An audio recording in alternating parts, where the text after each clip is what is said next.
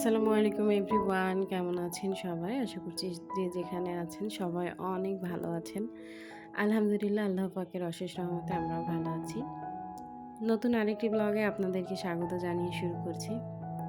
এই তো সকাল সকাল বেশ কিছু কাপড় জমা ছিল, তো সেগুলো ভাবলাম আগে ওয়াশিং মেশিনে দিয়ে নিই, তারপরে অন্যান্য কাজ করব। তো এদিকে আমি মেশিনে কাপড় দিচ্ছিলাম, তখন আমার মেয়ে আমাকে বলল যে, "আম্মু, ছাদে ড্রাগন পেকেছে।" তো ছাদে চলে গেলাম, তারপরে যেয়ে দেখেন কি সুন্দর হয়ে আছে, মাশাআল্লাহ, মাশাআল্লাহ। তো একটা একটু কম পেকে আছে, তো ভাবলাম ওইটা তুলব না, ওইটা একটু বড়। তো যেটা পেকেছে ওইটা তুলে নিয়ে এসছিলাম। এটা কাটার পরে ভিতরটা এত সুন্দর, আমি যেহেতু ড্রাগন খাই না, আর আমার আসলে ওই ক্লিপটুকু নিতে মনে নেই যে ড্রাগনের ভিতরটা এত সুন্দর। তো এই তো আজকে আমার ছাদ বাগান থেকে যা সবজি আর ফল তুললাম।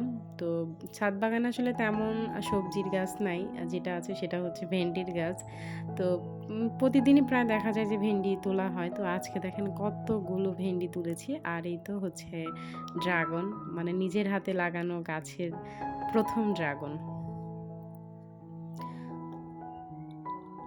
আর এই তো এদিকে নিচে চলে আসলাম। আসার পরে রান্নাবান্নার আয়োজন করছি। আজকে দুপুরে তেমন কিছু রান্না করব না। সিম্পলের মধ্যে কাজ সেরে দিব আরকি। যেহেতু আরেকটা কথা আপনাদেরকে বলা হয়নি। আমি কিন্তু নতুন একটা উদ্যোগ নিয়েছি। জানি না আমি সাকসেস হব কিনা। সবই উপর আল্লাহর ইচ্ছা। আল্লাহ পাক সহায় থাকলে হয়তোবা একটা দিন অনেক দূরে যেতে পারবো আরকি। তো আমি এই তো মানে কিছু নাস্তা আইটেম বানানো শিখছি এখনো শেখা পুরোপুরি শেষ হয়নি। তো সেগুলা মানে বাসায় বানাবো এবং কিছু সেল দিব আরকি। তো তার জন্য এদিকে আমি আদা রসুনের পেস্ট করে রাখছিলাম। কারণ সবসময় রান্না যেহেতু করতে হবে, তো সবসময় তো আসলে বাটাবাটি করা যাবে না। এজন্য আদা রসুনটা আমি একবারে ব্লেন্ড করে রেখে দিলাম কয়েকটা দিনের জন্য আরকি। আর আমি গতকালকে রাত্রে আ সিঙ্গারা বানানোর জন্য আটা মেখে রেখেছিলাম। তো এখন সিঙ্গারাটা বানিয়ে নিবো আরকি। তো এদিকে আমি সিঙ্গারার মধ্যে যে আলুটা দেই, তো সেটা যে সিদ্ধ করে রেখেছিলাম সকালে। তো ওইটা আগে রান্না করে নিবো। তারপরে সিঙ্গারাটা বানাবো। এদিকে যে একটা পুরির জন্য আটা মেখে রেখেছিলাম, আরেকটা সিঙ্গারার জন্য। তো পুরিটা আসলে আমি বানাতে পারিনি। সময় পাইনি আরকি, যেহেতু দুপুর হয়ে যাচ্ছিল আরকি। তো এদিকে আলুটা ম্যাশ করে নিয়ে তারপরে এটা রান্না করব আরকি। তো ১ম বানিয়েছিলাম। তারপরেও কিন্তু খেতে আলহামদুলিল্লাহ খারাপ হয়নি, ভালোই হয়েছিল।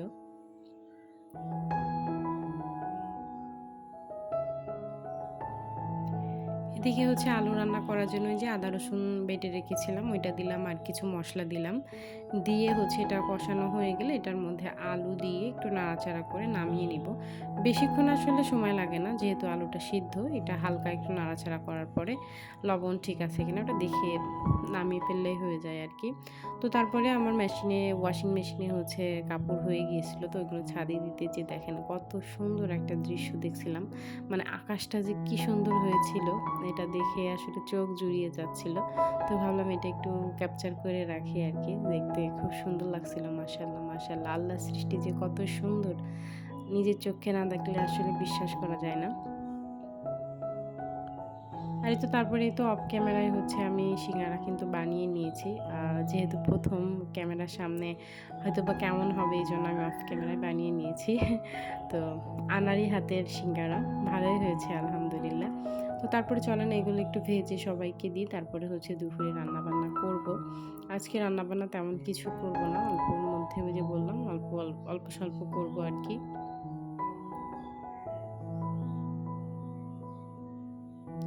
সিঙ্গারার সঙ্গে কিন্তু আমি কেক বানানোটাও শিখছি।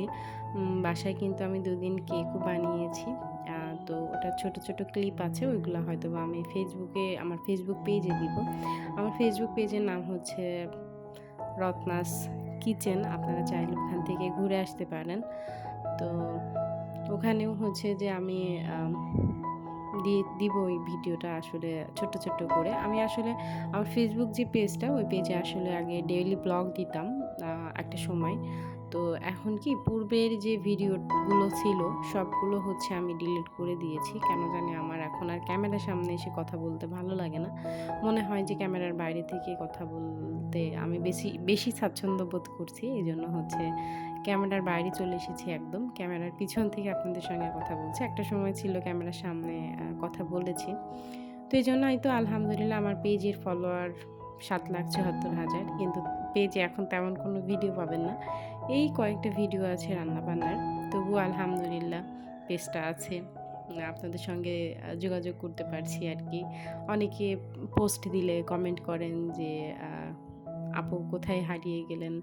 কিন্তু বিশ্বাস করে না তারা যে আমার আসলে এখন কথা বলতে ভাল লাগে না ক্যামেরার সামনে এসে। তো যাই হোক, আমি তো রান্নার জন্য হচ্ছে পটল কেটে নিলাম। আজকে পটল দিয়ে মাছ দিয়ে রান্না করব আর হচ্ছে কাঁকরোল ভাজি করব আরকি। অনেকদিন পরে আসলে কাঁকরোল খাচ্ছি। আপনাদের ভাইয়া ওইভাবে আসলে কাঁকরোল কিনে না। তো সেদিন বাজারে যে কাঁকরোল কিনে নিয়ে এসেছিল, তো ভাবলাম ওইটা আজকে একটু ভাজি করি। কাঁকরোল ভাজি খেতে কিন্তু বেশ ভালোই লাগে। আমার কাছে তো মজাই লাগছিল খাওয়ার পরে।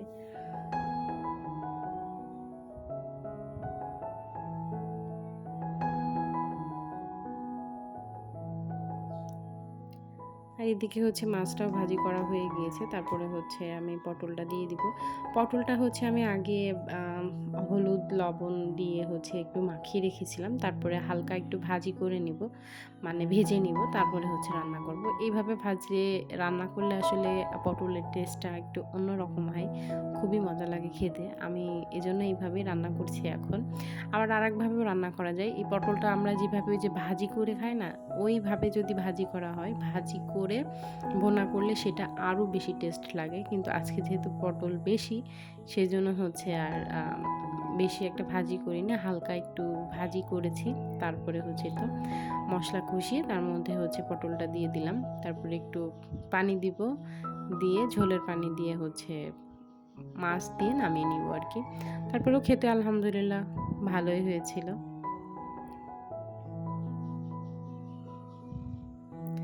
এদিকে একদিকে রান্না হচ্ছে, আরেকদিকে হচ্ছে আমি রান্নাঘরটা গুছিয়ে নিচ্ছি।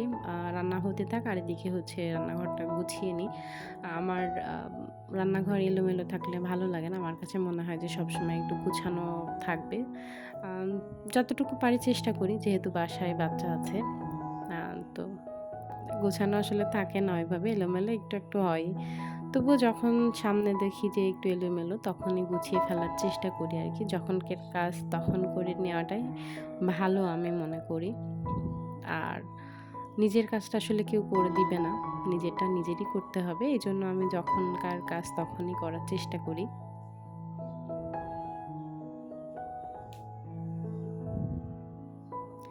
রান্নাঘরটা এমনিতেও হচ্ছে বেশি ময়লা হয়। এজন্য হচ্ছে সবসময়ই ক্লিন রাখার চেষ্টা করতে হয় আরকি। তো এদিকেই তো আমার হচ্ছে রান্নাঘর মুছতে, মুছতে হচ্ছে আমার এদিকে তরকারিটাও হয়ে গিয়েছে। তরকারির কালারটা ক্যামেরাতে কেমন লাগছে জানি না। তবে সামনাসামনি কিন্তু অনেক সুন্দর হয়েছিল। রান্না করার পরে হচ্ছে চুলাটা খুবই নোংরা হয়ে আছে। তো ভাবলাম ওটাও একবারে পরিষ্কার করে রেখে দিই। কারণ চুলা পরিষ্কার থাকলে চোখের একটা শান্তি বলে না? ওইটা থাকে আরকি। চোখে শান্তি লাগে। প্রতিদিন তো আসলে হয় না ওইভাবে, কিন্তু একদিন পর, পর চেষ্টা করি চুলাটা একটু পরিষ্কার করা। আমি আসলে YouTube এ রেগুলার হতে পারছি না। আমার মানে অলসতার কারণে ইচ্ছাকৃতভাবেই আসলে আ ভিডিও করি না, আবার ভিডিও করি। এভাবে করলে তো আসলে YouTube এ সাকসেস হওয়া যায় না। Facebook এর মতো না।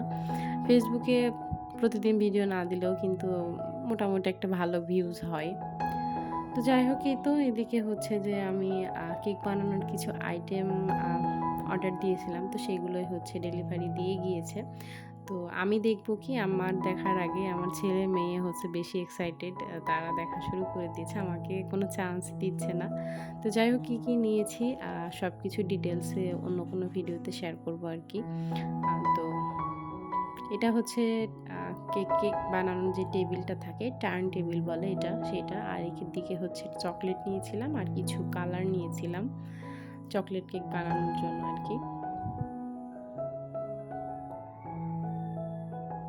তো যাই হোক, ভিডিওটাও তাহলে আজকে শেষ করছি।